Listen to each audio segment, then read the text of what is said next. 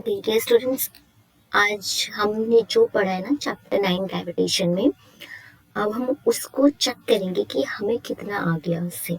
और इसमें हम 10 क्वेश्चन लेंगे, बहुत छोटे छोटे क्वेश्चन हैं। अब इससे आपको लर्निंग होगी और ये क्वेश्चन में से आपके कुछ क्वेश्चन, एक दो क्वेश्चन एग्जाम में भी आ जाएंगे इसी पार्ट में से। ठीक है, क्वेश्चन आएंगे तो इसी टाइप के ही एग्जाम में आएंगे। तो जैसे आपके लिए बेस्ट क्या रहेगा कि आप जैसे क्वेश्चन स्क्रीन पे आता है तो फटाफट से स्क्रीन को पॉज करो, क्वेश्चन को रीड करो, उसका आंसर करो।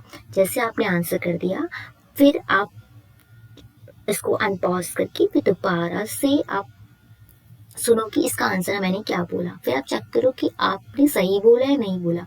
यहाँ आप चेक भी कर लोगे कि आपकी लर्निंग हुई और आपको कितना आ गया। ठीक है, क्वेश्चन 1 है, यूनिवर्सल ग्रेविटेशनल कांस्टेंट को हम किससे रिप्रेजेंट करते हैं? तो आपको पता है ये तो सबसे आसान क्वेश्चन है। इसे हम किससे रिप्रेजेंट कर सकते हैं? कैपिटल जी से रिप्रेजेंट करते हैं। क्लियर है? कैपिटल जी से हम यूनिवर्सल ग्रेविटेशनल कांस्टेंट को रिप्रेजेंट करते हैं। क्वेश्चन टू है, ठीक है, इसको पॉज करके आंसर करना है। ठीक है, ये अच्छा क्वेश्चन है। What is the SI unit of G? Answer करो इसे। जी की एसआई यूनिट है, हमारी क्या यूनिट होती है जी की SI? Newton metre square divide by kg square. अगर आप डिवाइड नहीं लगाते, डिवाइड को पर बोलते हैं, न्यूटन मीटर स्क्वायर पर केजी स्क्वायर। अगर आप डिवाइड नहीं लगाते हो तो आप बोलोगे न्यूटन मीटर स्क्वायर, ऊपर ये तो पावर प्लस की माइनस में हो जाएगी, केजी की पावर -2। अगर बाई चांस आप भूल जाते हो कि कैसे निकालना है तो मैंने आपको तरीका बताया था ना। अगर आप भूल गए कि आप इसके ऐसा यूनिट क्या है तो आपको बस ये फॉर्मूला याद रखना है, F is equal to G m1 m2 by d square. अब आपको पता है कि अब यहाँ पे देखो F की होती है न्यूटन, ठीक है, जी की हमें निकालनी है, ठीक है, इसकी तो हमें निकालनी है, और इसकी होती है मास की होती है केजी, फिर 2 बार केजी मल्टीप्लाई हो रहा है, और डिस्टेंस की होती है मीटर्स, और स्क्वायर में तो मीटर स्क्वायर, तो जी तो यहीं का ही रहेगा, तो जी को हमने यहीं का रखा, और जो क्रॉस मल्टीप्लाई हो गया, जो ये नीचे न्यूमरेटर डिनोमिनेटर से ऐसे मल्टीप्लाई हो जाते हैं ना, तो जी मल्टीप्लाई, तो ये हो जाएगा जी के जी स्क्वायर, जी मल्टीप्लाई के जी स्क्वायर, 2 बार मल्टीप्लाई इंटू 1, 2 बार इंटू 1, क्योंकि मल्टीप्लाई 1 से हुआ है, और न्यूटन मल्टीप्लाई हो गया मीटर स्क्वायर से। तो जो मल्टीप्लाई में है वो किस में चले जाएंगे? डिवाइड में। किसी भी चीज़ 1 से मल्टीप्लाई होती है तो वही रहती है, तो इसका हो जाएगा अब न्यूटन मीटर स्क्वायर जी के जी स्क्वायर। तो हमें जी का निकालना है, तो जी हमारा हो जाएगा, क्योंकि बाकी तो हमने ऐसे यूनिट डाल दी ना, newton metre square divide by kg square, इसलिए जी की जो यूनिट आ गई वो आ गई न्यूटन मीटर स्क्वायर पर के जी स्क्वायर। अगर मैं पर नहीं लगाना चाहती तो न्यूटन मीटर स्क्वायर के जी की पावर -2, ये इसकी हो गई। ओके, अब हम क्वेश्चन 3 पे आते हैं। अब इसको भी पॉज करो, ये भी अच्छा क्वेश्चन, आंसर करो इसे। Write the value of G with units. अब जी की यूनिट की वैल्यू क्या है? अच्छा, खाली मत बैठना, कॉपी पेन लेके साथ बैठना, तभी समझ में आएगा, अदरवाइज सब ऊपर से चले जाएगा पढ़ पढ़ के। जी की जो वैल्यू हमने क्या पढ़ी थी, जी की वैल्यू होती है 6.67 इंटू 10 की पावर -11। कभी भी साइंस में ना खाली हम वैल्यू नहीं डालते, कभी भी कोई भी चीज है तो उसकी यूनिट के साथ ही लिखोगे, मतलब एक जोड़ा है, ये अकेले नहीं जाएगा। कोई भी value always will go with their with its unit, हर एक वैल्यू अपनी यूनिट के साथ ही जाएगी। आपने यूनिट नहीं लगाई तो उसके मार्क्स नहीं मिलेंगे। इसकी न्यूटन मीटर स्क्वायर के जी -2। ठीक है, ये हो गया। अब क्वेश्चन 4 पे आ जाओ। क्वेश्चन 4 है कि एक बॉल है, इसको हमने ऊपर फेंका। जब मैं किसी बॉल को हम ऊपर फेंकते हैं, ठीक है, अब उस पर क्या फोर्स लगता है? ठीक है, अब कोई बॉल मैंने जैसे जमीन से मैंने ऊपर, आप गेम खेलते हो तो आप बॉल ऊपर फेंकते हो, उस पर बॉल ऊपर चली गई। अब इस पर क्या क्या फोर्स लगता है? एक तो ये बॉल नीचे आएगी, क्योंकि जब भी बॉल ऊपर जाएगी तो अर्थ उसको अपनी तरफ खींचेगी, तो वो नीचे आने की, वो हमेशा नीचे आएगी, ठीक है, कुछ टाइम बाद। तो इसलिए एक तो इसमें लगेगा gravitational force due to earth, जो अर्थ की वजह से फोर्स लगेगा उसे, तो इसको हम इतना लंबा नहीं लिखते, इसको हम बोलते हैं ग्रेविटी। तो एक तो इस पे लगेगा जब कोई भी जो बॉल गई है ऊपर, एक तो फर्स्ट उस पर लगेगा ग्रेविटी, ठीक है। दूसरा उस पर एक फोर्स और लगता है, बताओ क्या फोर्स लगेगा। दूसरा फोर्स इस पे हवा भी लगा रही है, भाई हवा भी तो रोकती है ना, तो जैसे आप भागने की कोशिश करते हो तो हवा नहीं रोकती है आपको, भागते हो तो आपको थोड़ा प्रेशर लगता है, अगर बहुत तेज हवा चलती है तो आप एकदम उतने स्मूथली नहीं भाग पाओगे ना। तो वही तो एक तो, और जो तो एयर का रेजिस्टेंस, एयर भी हमें रुकावट मतलब पैदा करती है, ठीक है। तो एक एयर रेजिस्टेंस हो गया और एक ग्रेविटी, और कोई चीज ऊपर जा रही है तो उस पर तो ग्रेविटी भी लगेगी, वो नीचे को भी आएगी, और हवा भी चल रही है आसपास तो एयर रेजिस्टेंस भी होगा, ठीक है। तो दो चीजें आपको ध्यान रखना, इससे ना एनसीईआरटी क्वेश्चन है तो वो आप इसको आंसर, दो चीजों ग्रेविटी को तो आपको ध्यान में रहता है पर आप ये भूल जाते हो, तो ये भी ध्यान रखना कि एयर भी रेजिस्ट करती है, तो ग्रेविटी तो बहुत स्ट्रांग होगी ना एयर के रेजिस्टेंस से, इस वजह से ग्रेविटी हमें दिखता है ना। अब नेक्स्ट हमारे पास है क्वेश्चन, नेक्स्ट क्वेश्चन है क्वेश्चन 5। क्वेश्चन 5 पे आ जाते हैं। क्वेश्चन 5 है ग्रेविटेशनल फोर्स क्या होता है। ग्रेविटेशनल फोर्स हमारा किस तरह का फोर्स है, ठीक है। ये मैं इसका बताती हूँ, इसमें से बताना अट्रैक्टिव फोर्स है, ठीक है, अट्रैक्टिव फोर्स है या फिर आपका ये रिपल्सिव फोर्स है, किस तरह का फोर्स है ये बताओ। ये हमारा फोर्स जो है अट्रैक्टिव फोर्स है, पता है ना आपको, तो इसका आंसर है ये अट्रैक्टिव फोर्स है इसका आंसर, ठीक है। अब देखो जैसे बताते हैं, हमारे आसपास जो फोर्स होते हैं ना वो आपको दो तरह के दिख सकते हैं, ठीक है। अट्रैक्टिव फोर्स हो सकते हैं या फिर अट्रैक्टिव होगा, रिपल्सिव होगा, दोनों में से, दोनों होगा, कुछ भी हो सकता है दोनों में से एक, या फिर ये होगा या फिर ये होगा या फिर दोनों होगा, है ना, ऐसा हो सकता है। जैसे कि आपको पता है ग्रेविटेशनल, तो हमने कहा था कि कोई भी चीज है वो जा रही है तो अट्रैक्टिव हो रही है, तो ग्रेविटेशनल फोर्स तो हमें पता है कि कौन सा फोर्स है, ये हमेशा आपको ध्यान रखना है कि अट्रैक्टिव फोर्स है। लेकिन देखो मैं आपको बताती हूँ ताकि आपको ध्यान में रहे, जैसे आपने अपने आसपास देखा ही हुआ है, मैग्नेट देखा ही है ना, तो मैग्नेट वाला जो मैग्नेटिक फोर्स जो हम बोलते हैं, जो मैग्नेट आपस में फोर्स लगाती है वो दोनों तरह का होता है, वो अट्रैक्टिव भी होता है और रिपल्सिव भी होता है। अगर अट्रैक्टिव जब नॉर्थ पोल साउथ पोल के पास आ रही है तो अपोजिट पोल आते हैं, two opposite poles attract each other, ठीक है। और अगर सेम पोल्स लेके आएंगे तो रिपेल करेंगे, इसलिए मैग्नेटिक फोर्स आपको दोनों तरह के दिखेगा। तो इसलिए मैंने आपको यहाँ पे बताया ताकि आपको ये ना लगे कि हर फोर्स अट्रैक्टिव होता है, ऐसा नहीं होता। फोर्सेस अट्रैक्टिव भी हो सकते हैं, रिपल्सिव भी हो सकते हैं, अट्रैक्टिव रिपल्सिव दोनों भी हो सकते हैं। तो अभी हमारे जो चैप्टर था वो सिर्फ ग्रेविटेशनल फोर्स वाला है, तो हमारे एग्जाम में ग्रेविटेशनल फोर्स से ही पूछेंगे कि कौन सा फोर्स है, ये अट्रैक्टिव फोर्स है, पहला पॉइंट ये ध्यान रखना था आपको। और दूसरा कि ये फोर्स कहाँ पर लगता है, ये हमें हर जगह लगता है, कोई भी टू बॉडीज के बीच में, ठीक है। ये दूसरा पार्ट ये आपको ध्यान रखना है। Now come to the next question, ठीक है। क्वेश्चन 6 है आपका, the force of attraction between two objects of mass m and m which lie at a distance d from each other is directly proportional to। तो अभी पता उसने ना हमसे क्या पूछा, डायरेक्टली प्रोपोर्शनल की बात बोला है। जो फोर्स है वो डायरेक्टली प्रोपोर्शनल किसकी होता है, जितना मास ज्यादा होगा उतना फोर्स होगा, और ये फोर्स हमेशा दो ऑब्जेक्ट के बीच में होता है, तो इसलिए हमें दो मासेस लिखना जरूरी है कि नहीं। तो इस वजह से जो फोर्स है, ठीक है, तो that is directly proportional to product of their masses, ठीक है। ये इसका आंसर हो गया, ये लिख दो और या फिर ये लिख दो, फिर दोनों लिख दो, ठीक है। नेक्स्ट क्वेश्चन सेम ही है, अब उल्टा पूछा है।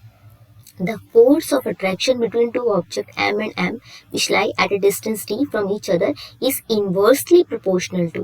ये inversely proportional किसके होता है, फोर्स जितना दूरी बढ़ती जाएगी उतना बहुत ज्यादा फोर्स कम होता जाएगा, ठीक है। कि स्क्वायर में ना जितनी दूरी बढ़ती जाएगी उतना फोर्स कम होता जाएगा, is inversely proportional to distance, ठीक है। तो लिखेंगे डिस्टेंस बिटवीन टू ऑब्जेक्ट्स, ठीक है, क्लियर हो गया। अब है क्वेश्चन 8।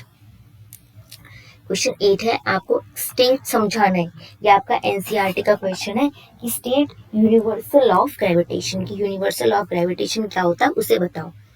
तो क्या होता है यूनिवर्सल ऑफ ग्रेविटेशन, हमने पढ़ा था ना, यूनिवर्सल ऑफ ग्रेविटेशन एक अट्रैक्टिव फोर्स है जो कि दो ऑब्जेक्ट के बीच में लगता है, और इसका हमने फॉर्मूला भी पढ़ा था। तो ये कि आप ऐसे लिखोगे कि अगर देखो, अगर पॉइंट एक्सप्लेन करके लिखना, और जो एक्सप्लेन नहीं कर सकता वो पॉइंट में लिखना कि ये जो है एक्ट बिटवीन, पहला पॉइंट में लिखना अट्रैक्टिव फोर्स है ये, तो फर्स्ट पॉइंट हो गया अट्रैक्टिव फोर्स। दूसरा पॉइंट हो गया एक्ट बिटवीन टू ऑब्जेक्ट्स, ठीक है। तो ये इसको आप ऐसा लिखोगे ना, जिससे जो पॉइंट, जिसको पॉइंट में लिखना है तो उसे पॉइंट में, जो ज्यादा नहीं लिख सकता तो ऐसे लिखना, अट्रैक्टिव फोर्स होता है ये पहला पॉइंट। दूसरा पॉइंट है एक्ट बिटवीन टू ऑब्जेक्ट, ठीक है, दूसरा पॉइंट हो गया।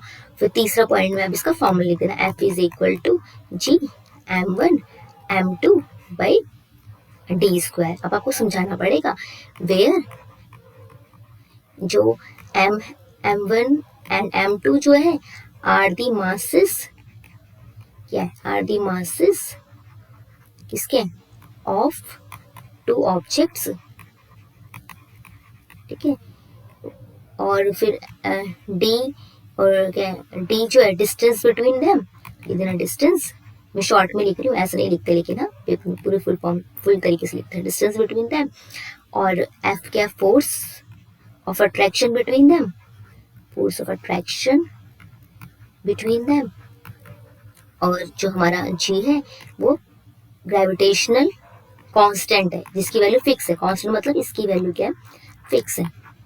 फिक्स में पता है ना कितनी है, तो फिक्स है, ठीक है। ऐसे आप लिखोगे। और लिखने के लिए वही यूनिवर्सल ऑफ स्टेट, जो ये this universal of gravitation states that every object in the universe attracts every other object with a force, ठीक है, that is gravitational force which is directly proportional to product of their masses and inversely proportional to the distance between their centers। हमने ये बताया था ना कि centres के बीच में दो ऑब्जेक्ट है, तो इसका कहाँ से डिस्टेंस लेंगे, डिस्टेंस यहाँ से भी ले सकते हैं, यहाँ से भी ले सकते हैं, यहाँ से कहीं से भी ले सकते हैं, डिस्टेंस हमेशा सेंटर से लेंगे, ये था ना। अब नेक्स्ट क्वेश्चन है question number 9, The force that binds the atmosphere around the earth is। अब हम किसकी बात करें, जो फोर्स अर्थ के अराउंड एटमॉस्फेयर कर रहा है। देखो फोर्स तो हर जगह, कौन सा फोर्स होता है, ग्रेविटेशन फोर्स हर जगह लग रहा है, लेकिन अभी हम एक पर्टिकुलर प्लैनेट की बात करते हैं, दैट इज ग्रेविटेशनल फोर्स की बात कर रहे हैं, किसकी, ड्यू टू अर्थ, जिसको हमने क्या बोला था, इतना बड़ा नहीं बोलेंगे, उसे क्या बोलते हैं, gravity. The force that binds the atmosphere around the earth is the gravity। okay, question 10, ये थोड़ा अच्छा क्वेश्चन है, और इसको ना आप पढ़ के ना खुद आंसर करो, और फिर दिमाग लगा के सॉल्व करो, और फिर मेरा आंसर चेक करना, ठीक है, फिर चेक करना कि तुम कैसे सॉल्व करना है, खुद करो। चलो अब इसे देखते हैं। Two object attract each other gravitationally, दो ऑब्जेक्ट एक दूसरे को अट्रैक्ट कर रहे हैं, ठीक है। अब इनके बीच में जो डिस्टेंस है ना, हमने क्या किया, इनके सेंटर के बीच का डिस्टेंस, समझो कि ये दो ऑब्जेक्ट ये थे, इतनी दूर थे, पहले इतने दूर थे, तो हमने इनका डिस्टेंस इतना था, ठीक है, डी था, डी डिस्टेंस था पहले। अब हमने क्या किया, ये ऑब्जेक्ट हो गया एम, अब m1 और ये ऑब्जेक्ट हो गया m2, दोनों का समझो कि मास अलग अलग है। अब इनके बीच का डिस्टेंस हमने इतना दूर थे, अब हमने आधा कर दिया, मतलब अभी इतने पास आ गए, तो अब इनके बीच का डिस्टेंस d/2, मतलब आधा कर दिया, तो d का आधा कर दिया हमने, तो ये वो ही ऑब्जेक्ट है, इनका डिस्टेंस हमने आधा कर दिया। अब बताओ पहले की जो फोर्स में, जो पहले इसका फोर्स था और जो अब इसका फोर्स है, इन दोनों में क्या फर्क होगा, क्या इनमें क्या फर्क होगा। जो पहले फोर्स समझो F लगा रहा था, ये ठीक है, पहले फोर्स F लगा रहा था, तो अब कितना फोर्स लगाएगा, नया फोर्स, जो फोर्स नया फोर्स है वो कितना होगा, ये पूछ रहा है आपसे, ठीक है। तो ऑब्वियसली हमें पता है कि जो फॉर्मूला होता है F is equal to G m1 m2 by d square होता है।